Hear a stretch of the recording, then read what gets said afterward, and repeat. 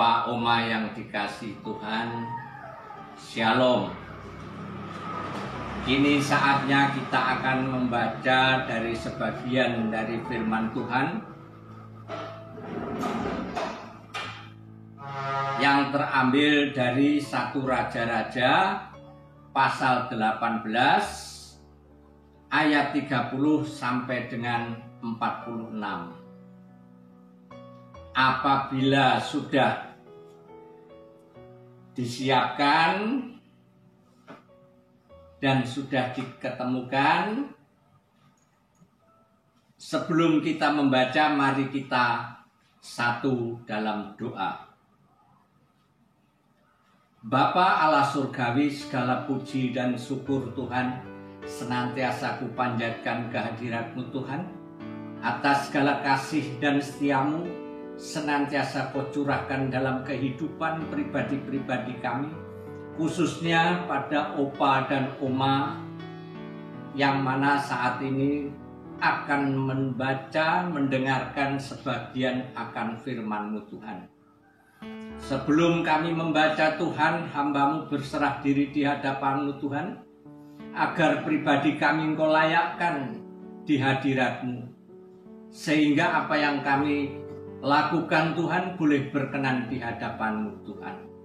Terima kasih Tuhan Yesus, juga para Opa Oma yang akan mendengarkan akan firman-Mu, juga Engkau kuasai dengan Roh Kudus-Mu, sehingga semua satu di dalam pikiran kami hanya mendengarkan akan firman-Mu Tuhan.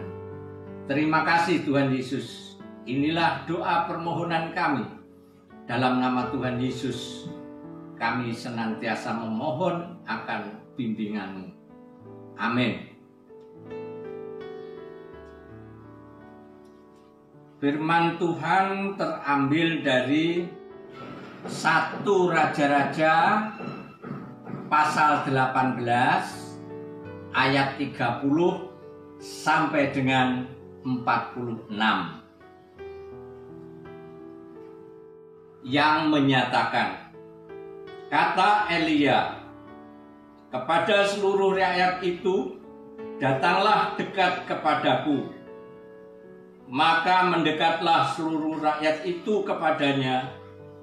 Lalu ia memperbaiki mezbah Tuhan yang telah diruntuhkan itu. Kemudian Elia mengambil 12 batu menurut jumlah suku keturunan Yakub. Kepada Yakub ini telah datang firman Tuhan, engkau akan bernama Israel. Ia mendirikan batu-batu itu menjadi mezbah demi nama Tuhan dan membuat suatu parit sekeliling mezbah itu yang dapat memuat 2 sukat benih. Ia menyusun kayu api, memotong lembu itu dan menaruh potongan-potongan di atas kayu api itu. Sesudah itu ia berkata, penuhilah 4 buyung dengan air dan tuangkan ke atas korban bakaran dan ke atas kayu api itu. Kemudian katanya, buatlah begitu untuk kedua kalinya. Dan mereka berbuat begitu untuk kedua kalinya. Kemudian katanya, buatlah begitu untuk ketiga kalinya. Dan mereka berbuat begitu untuk ketiga kalinya. Sehingga air mengalir sekeliling mezbah itu, bahkan parit itu pun penuh dengan air. Kemudian pada waktu mempersembahkan korban petang, tampillah Nabi Elia dan berkata, ya Tuhan, Allah Abraham, Ishak dan Israel, pada hari ini biarlah diketahui orang bahwa Engkaulah Allah di tengah-tengah Israel, dan bahwa aku ini hamba-Mu, dan bahwa atas firman-Mu lah aku melakukan segala perkara ini?" Jawab aku, "Ya Tuhan, jawablah aku, supaya bangsa ini mengetahui bahwa Engkaulah Allah, ya Tuhan, dan Engkaulah yang membuat hati mereka tobat kembali." Lalu turunlah api Tuhan menyambar habis korban bakaran itu. Korban bakaran, kayu api, batu, dan tanah itu. Bahkan air yang dalam parit itu habis dijilatnya. Ketika seluruh rakyat melihat kejadian itu, sujudlah mereka serta berkata, "Tuhan, dialah Allah, Tuhan, dialah Allah." Kata Elia kepada mereka, "Tangkaplah nabi-nabi Baal itu. Seorang pun dari mereka tidak boleh luput." Setelah ditangkap, Elia membawa mereka ke sungai Kison dan menyembelih mereka di sana. Kemudian berkatalah Elia kepada Ahab, "Pergilah, makanlah, dan minumlah, sebab bunyi deru hujan sudah kedengaran." Lalu Ahab pergi untuk makan dan minum, tetapi Elia naik ke puncak gunung Karmel. Lalu ia membungkuk ke tanah dengan mukanya di antara kedua lututnya. Setelah itu ia berkata kepada bujangnya, "Naiklah ke atas, lihatlah ke arah laut." Bujang itu naik ke atas. Ia melihat dan berkata, "Tidak ada apa-apa." Kata Elia, "Pergilah sekali lagi." Demikianlah sampai ke-7 kali. Pada ke-7 kalinya berkatalah bujang itu, "Wah, awan-awan kecil sebesar telapak tangan timbul dari laut." Lalu kata Elia, "Pergilah, katakan kepada Ahab, pasang keretamu dan turunlah. Jangan sampai engkau terhalang oleh hujan." Maka dalam sekejap mata langit menjadi kelam oleh awan badai. Lalu turunlah hujan yang lebat. Ahab naik kereta lalu pergi ke Yisrael. Tetapi kuasa Tuhan berlaku atas Elia. Ia mengikat pinggangnya dan berlari mendahului Ahab sampai ke jalan yang menuju Yisrael. Demikianlah firman Tuhan. Terpujilah Kristus.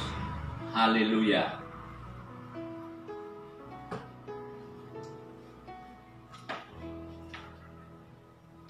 Opa oma yang dikasihi Tuhan,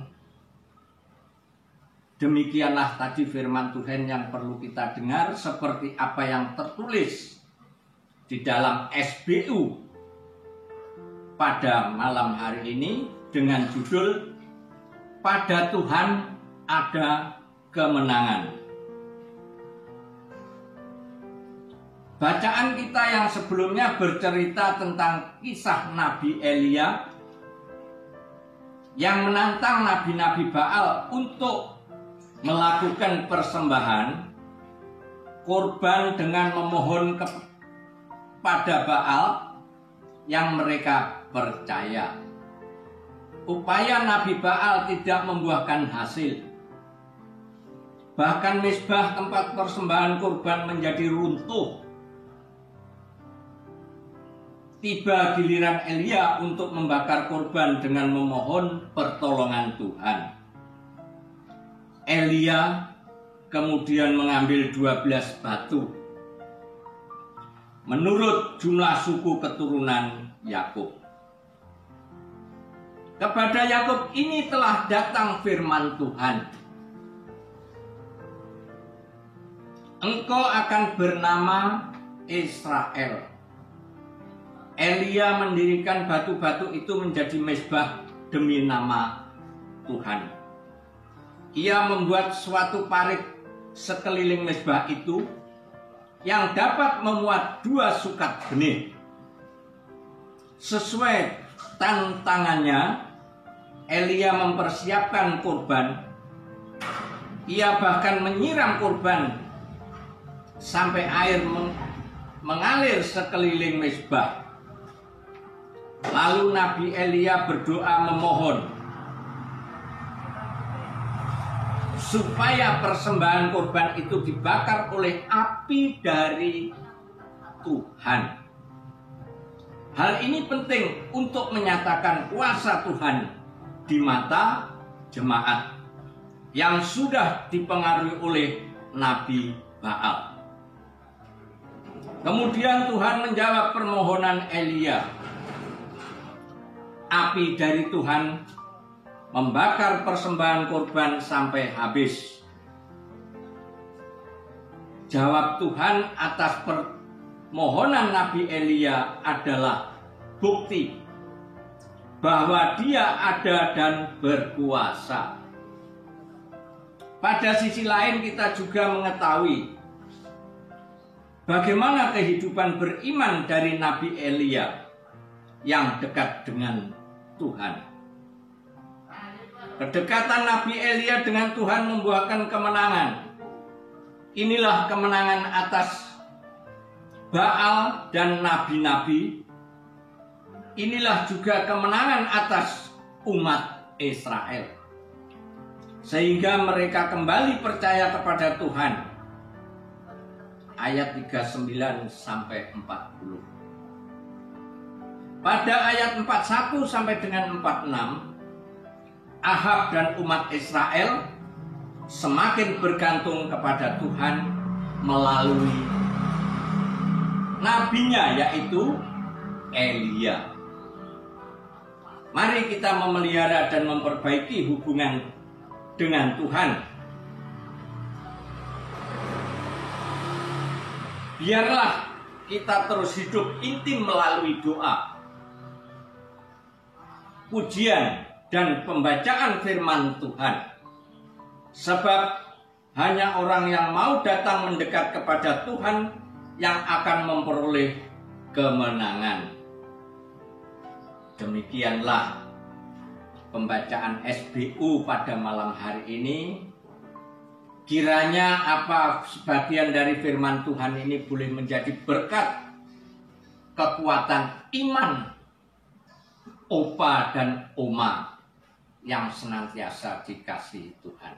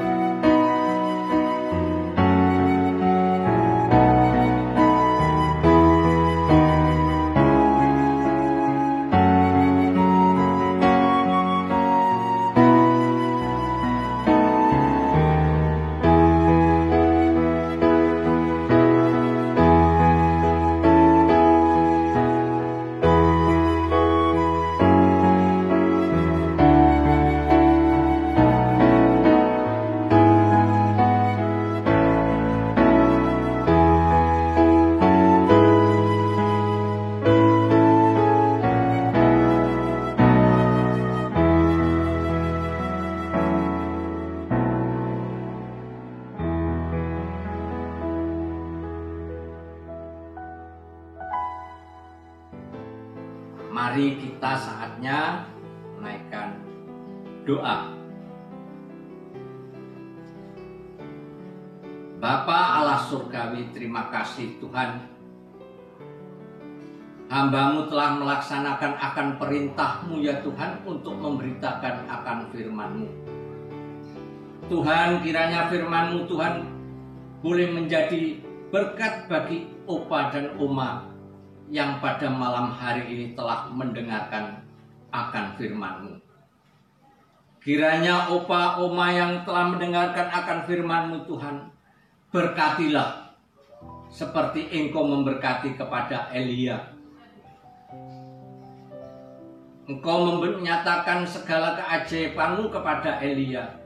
Namun Engkau kiranya juga menyatakan mukjizat-Mu kepada opa dan oma yang pada saat malam hari ini mendengarkan akan firman-Mu.